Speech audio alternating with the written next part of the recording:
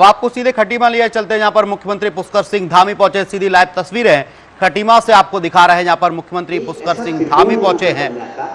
पर्यटन का जिससे कि लोग खटीमा में रुकते हैं, तो इसके लिए जो है मेरे मन में कई बार ये विचार आया कि जैसे हमारी जो सूखी नहर है, इस पे अगर कोई अच्छा एक्वेरियम बन जाए, फिश एक्वेरियम, मैंने कुछ इसके वो देखे हैं कि और जगह भी हैं, अगर कुछ इस तरह का कोई एक पर्यटन से जुड़ा कोई एक ऐसा वो यहाँ खटीमा को मिल जाता है जब, तो ये जो हमारा जो तीर्थाटन का जो है इसका त्रिकोण बन जाता है यहाँ पे।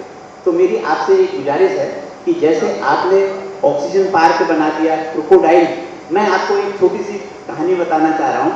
मेरे एक दोस्त ने रामनगर से मेरे से कहा कि हम एक 31 को हम खटीमा आ रहे हैं।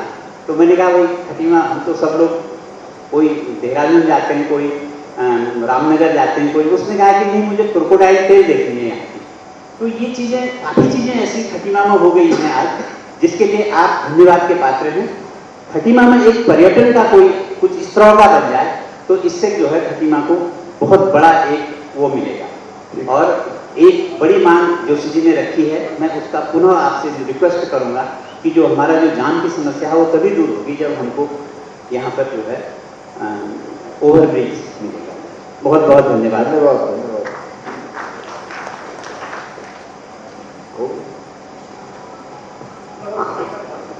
राइस मिल एसोसिएशन आपका स्वागत करती है खटीमा आगमन पे। आपके द्वारा हमारे लिए बहुत कुछ काम किए गए। एक काम शुरू से ही मतलब जो है हमारे उसमें था कि गोदाम जो 1975-80 से हमारे जिस कैपेसिटी के गोदाम है, आज भी उसी कैपेसिटी के गोदाम है। आपके द्वारा एक 5000 टन के गोदाम की घोषणा की गई थी। हमारे कुछ अधिकारियों द्वारा गलती होने की वजह से वो 5000 क्विंटल का बन गया मात्रा। और इस क्षेत्र में कम से कम 50,000 टन के गोदाम हो तो काश्तकार को भी और व्यापारी को भी, दोनों लोगों को फायदा मिल सकता है। और कुछ लाइसेंस प्रणाली, जैसे मंडी समिति के लाइसेंस हमारे यहाँ 1 साल के लिए रिन्यूअल हो रहे हैं। अगर उनको 5 साल के लिए रिन्यूअल कर दिया जाए तो व्यापारी का भी और अधिकारी का भी, दोनों का ही बगैर बचेगा।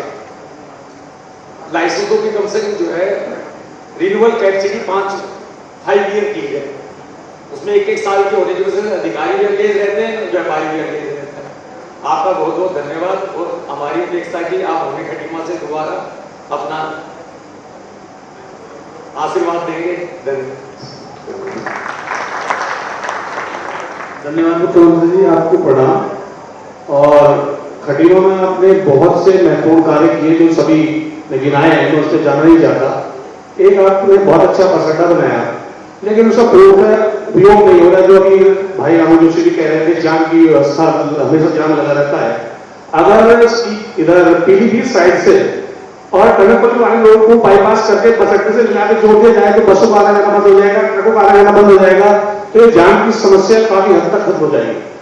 नंबर 2, मेरा आपसे रिक्वेस्ट है, कुछ इंडस्ट्री पार्क अगर खटीमा में कई जगह हो तो उससे विचार करें आप, जिससे थोड़ी इंडस्ट्री डेवलपमेंट के लिए बढ़ावा मिले। धन्यवाद।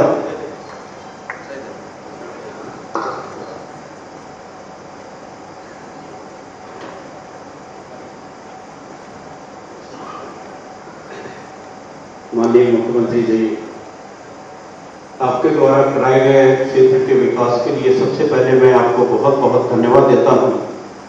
और इस क्षेत्र के विकास के लिए आपने अजय मौर्य जी जैसे और रामू जोशी जी जैसे नेताओं को व कुछ जो आपने यहाँ पर राज्य मंत्री दर्जा हम लोगों को दिए हैं, उनके माध्यम से यहाँ की जनता काफ़ी राहत महसूस कर रही है और उनकी समस्याएं दूर हो रही हैं।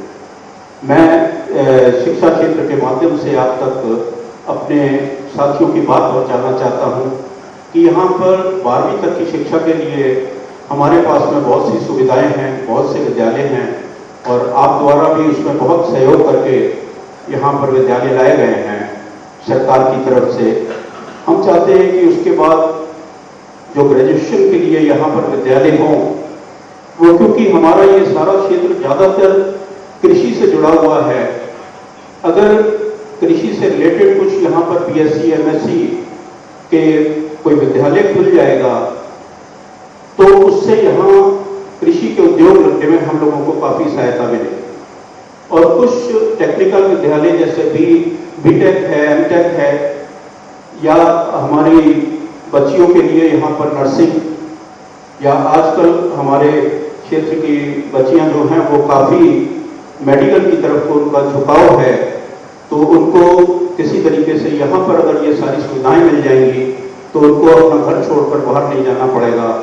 मैं इन्हीं शब्दों के साथ में बस एक निवेदन के साथ कि आप पुनः खटीमा वासियों को एक बार और अपनी गलती सुधारने का मौका दें और आप इस क्षेत्र से आकर अपना, जैसा कि रामू जोशी जी ने कहा कि अपना नामांकन कराएं और बाकी की सारी यहाँ की जो लड़ाई होगी वो आपके यहाँ के सिपाही जो हैं वो स्वयं लड़ेंगे। धन्यवाद।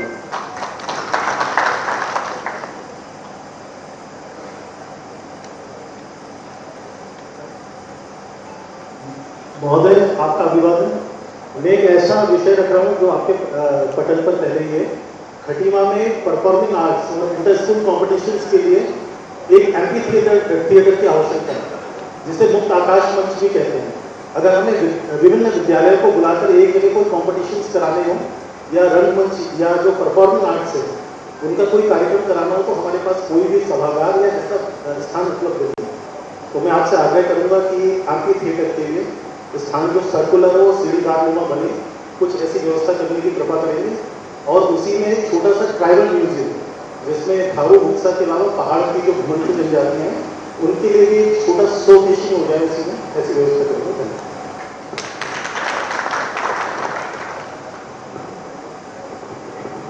नमस्कार सर, मैं भूतपूर्व सैनिक संगठन से सुधार विजय धन सिंह सावंत। मेरा पहला पॉइंट है कि खटीमा में सीवर लाइन जल्द से जल्द बननी चाहिए। दूसरा, थारू विकास भवन के तर्ज पर पटरी उत्थान भवन भी बनना चाहिए। तीसरा मेरा पॉइंट है सैटेलाइट। सीधी लाइव तस्वीरें खटीमा से आपको दिखा रहे हैं।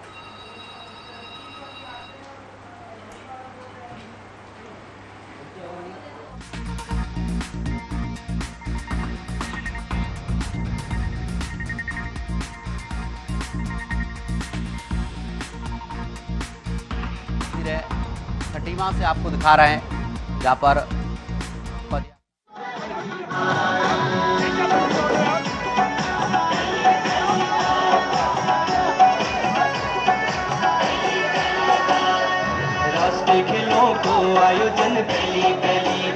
पुष्कर सिंह धामी सीधी लाइव तस्वीरें खटीमा से आपको दिखा रहे हैं जहां पर प्रगति पथ यात्रा कार्यक्रम में शामिल हुए हैं मुख्यमंत्री पुष्कर सिंह धामी। खटीमा उधम सिंह नगर में कार्यक्रम आयोजित किया गया है, तो सीधी लाइव तस्वीरें आपको खटीमा से दिखा रहे हैं।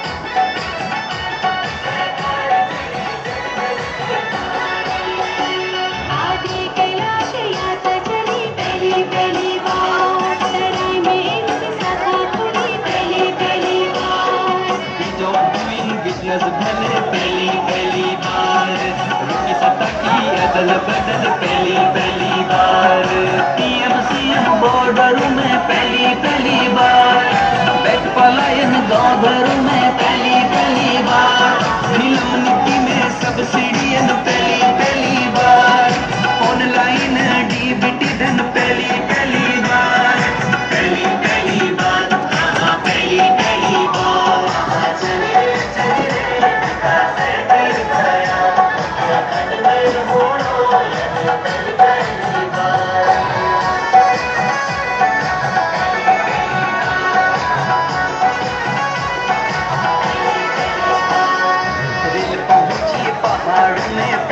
पहली बार घुमड़ी लोग जहाज में पहली बार कैमरा में संग लिखाना दिन पहली बार कॉलवे दे रोडों पे पहली बार लखपति दीदी लाखों पार पहली बार साइंस सिटी की भरमार पहली बार टीवी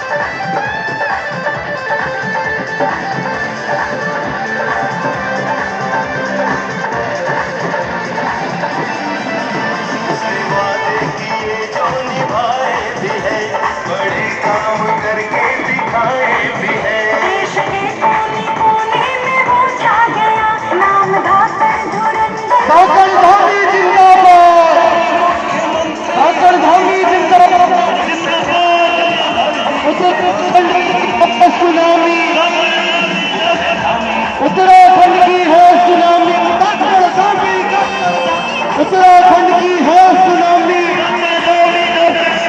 अरे खट्टी माँ की है सुनामी, खट्टी माँ की है सुनामी। धाकड़ धामी जिंदाबाद, धाकड़ धामी जिंदाबाद, पुष्कर धामी जिंदाबाद, धाकड़